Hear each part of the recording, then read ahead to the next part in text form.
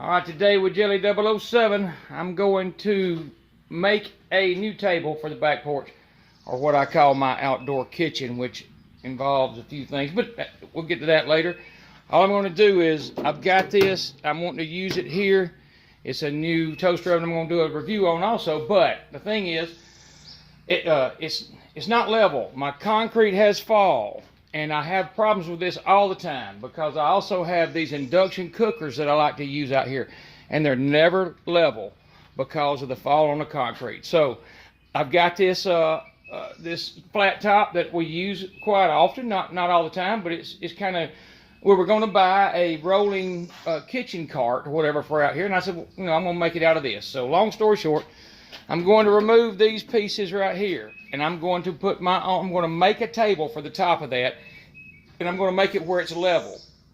And I may even make it adjustable. I'm not sure about that part yet, but anyhow, I'm going to make it 48 by 24, and it'll be a place for that to sit, and my induction cooker, and whatever, you know, Instant Pot, all kinds of things I'm going to put out here when I'm cooking, because there's a lot of reasons to cook outside. One, you're not, say for this instance, you're not heating up the whole house, or you're not heating up a big oven. You're just heating up a small 110 appliance, and you're not heating up your house, because when you heat that oven, obviously you got to pay for that the heat that escapes or that gets away from it, and you have to recool in the summer. So anyhow, I'm gonna make it short as I can. So right now, that's what we're gonna do. Taking that off, I'm gonna make a table cover for it. It will be a dual-purpose device that I can roll around. But anyhow, I'll be back to start that shortly. Okay, just for the record, that is everything I intend to use, with the exception of some stain, but that was $52. There's the deck screws. I may have too many, but you know, they were $10 a box, and then the lumber, which is 1x3s and 2x4s, just white wood. I don't use pressure treated because this is enclosed or no water gets here, so I don't want warping wood. Wood warps when it's pressure treated and just doesn't work well. I did buy these right here too. I'm going to hang my strainers and things for my fryer. I'm going to hang those right there. But anyhow, just want to throw this in here right quick, and we're going to get this started here shortly and see what we can do. Okay, I realize this might be a little woodworking 101, but you may be watching this, you know, because you need it. It's no big deal. Fast forward if you already know this kind of stuff. But what I'm doing, and you can see my laser right there. I've set my end stop to where I'm dead on 48. That's because this is a 96-inch board, and I'm going to use this for the top. So I want to cut these first, because if you build your frame first and you miss it by an inch, then you got to go buy a bunch more boards. I'm going for 48, and I bought 96-inch boards because I want to get 2 slats out of 1 board. So what I've got is my, like I said, I taped it, and I've taped it from both sides, by the way, and I'm dead on 48. Now I'm going to cut one and then see how well they match, and I'll adjust it accordingly, because once I set them up, I want to be able to just sand one end. One I'm going to use all factory edges on. The other end I'll just have to sand. I mean, in worst case, I'd have to cut it with a, you know, mark it and cut it. And then once, you know, another thing is also I'm cutting these first because I'm going to build my frame to fit these, because this is the main thing I'm wanting to use 2 of, in other words. So I want it to, whatever it comes out to, it's going to be what I can get 2 of these from. So long story short, and all that being said,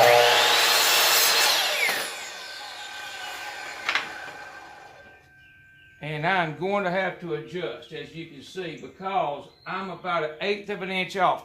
Now that's not a crisis, because I got 2 factory edges, and I can work this fine. But right now, I'm cutting a little bit long in that direction. In other words, I need to move this mark to slightly, just a little bit that way. But again, this is all elementary. I'm going to do this with 1 more board, hopefully not more than 1, before I've got it completely set up. But that's the gist. That's what I'm trying to do. That's what I'm trying to get across. You want to be able to cut this board in half, it be exactly the same on both sides, because your shortest piece is what's going to have to be your table, the shortest piece you use. So you don't want to do it too many times. But again, making it short, so I'm going to cut this off and fix that. Okay, I made a slight adjustment in that direction, So I'm going to push it back against my stock. See, actually I got a staple hanging out of this end, so, but that right there is as close as this old boy is going to get it. Because I'm going to turn all these around, and my factory edges will be on one end, and I'll only have to dress one end. I'm going to flush all my factory edges, and then I'll have to dress this end. So, and I may not even have to if I get it close enough. I mean, you see, that's pretty close other than this staple hanging out. I'm going to put it back up here if I can get this staple out of the way to show you how close I am. And I don't think it will need, you know, any adjustment. That is perfect. I mean, you don't get any better than that. So, anyhow, that being said, there's the only thing I'll probably say the whole video. It's just one thing you want to know. Okay, so here's what I've kind of done to get an idea. I've kind of laid them out loosely on there after they're cut. I've got a couple of extra pieces because I want it to extend past here. There's the two pieces I cut a little short and a little long, which I'll use if I have to, and there's a full piece left. Plus I have this. This little toaster oven has turned into quite a project. I've had to remove everything from here. I've pressure washed and trying to get, you know, trying to make the outdoor kitchen, as we call it, better suited. The thing I'm trying to match is my green egg table. So that's why I'm building it like I am. Thought I'd put this in here. See, I have an overhang here. I'm wanting a frame just like this that I built this table, and it needs redoing, and it'll get re-sanded and tongue oiled when this is done. But anyhow, there's one of the reasons I want this table. This right here, I'm always searing or cooking out here, and with it leaning like it is, you can see the fall on the concrete. It causes all kinds of issues. So what we're doing is that, and all I'm trying to do is make this fit with a 2x4 skirt around it that fits off both sides that I can lift and remove and use this flat top. So give you an idea, I'm fixing to lay that out on something flat on one of these 15 tables we've got, and then I'm going to measure it and see where I come to and make sure I can clear. It's common sense. I mean, anybody, you know, I'm sure you know this. So, and then I'm going to put a frame around it, and then I'm going to set it down on there, and I'm going to under here is where I'm going to make these boards under here that are going to contact this surface. It's going to be from here to there. I'm going to cut those in a fashion or in a degree of angle that will cause this surface to be flat when it's sitting right here. And the reason is I've got a receptacle here. I've got a receptacle down there. That's the reason I think I might make it adjustable. But for right now, I think I'm just going to make it fit for right where it's sitting, because this is where it'll be 9 out of 10 times. And again, I can set that off and use it as a flat top. You know, that's my intention. But anyhow, we're going to make it short as I can make it. So let me cut it off. Okay, so here's what I'm calling the next step, is I got to have a board that will clear the front of this to where a 2x4 will be nailed to the front of it going down through here like this. There'll be one like this.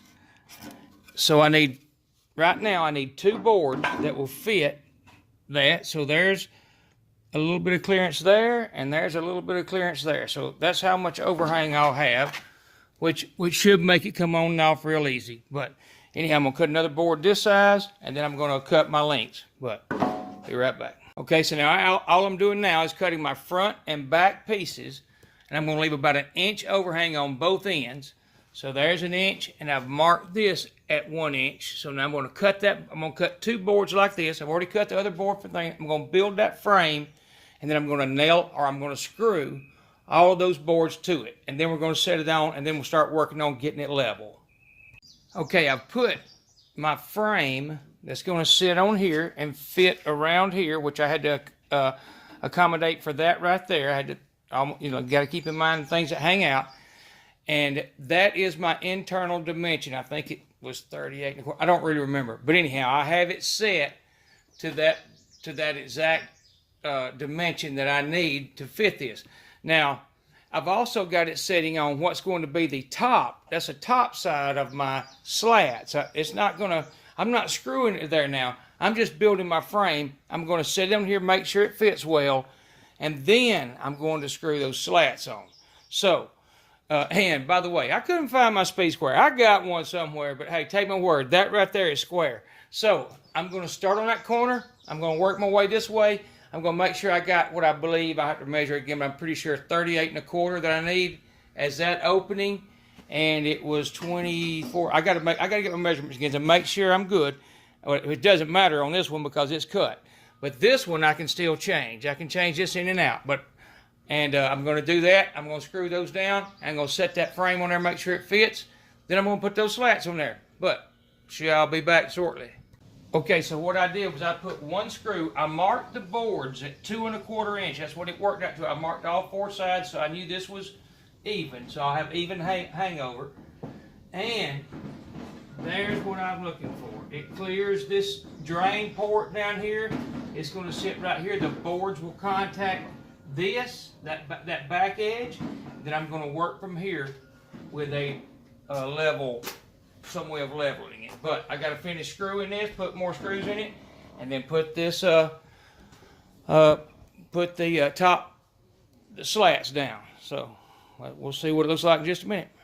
Okay, right there is the what will be the finished product. That is it with the slats on it and assembled with the frame. Of course, we're going to level it like that. I don't know if you can see that. Anyhow, I'm going to level it where it sits level like the whole discussion's been. I've got to add 2 more 2x4s right down through here, and that's where I'm going to do my leveling at. I'm going to put those in there and make this board sit like this pretty much. I'm going to put a level on it to make sure.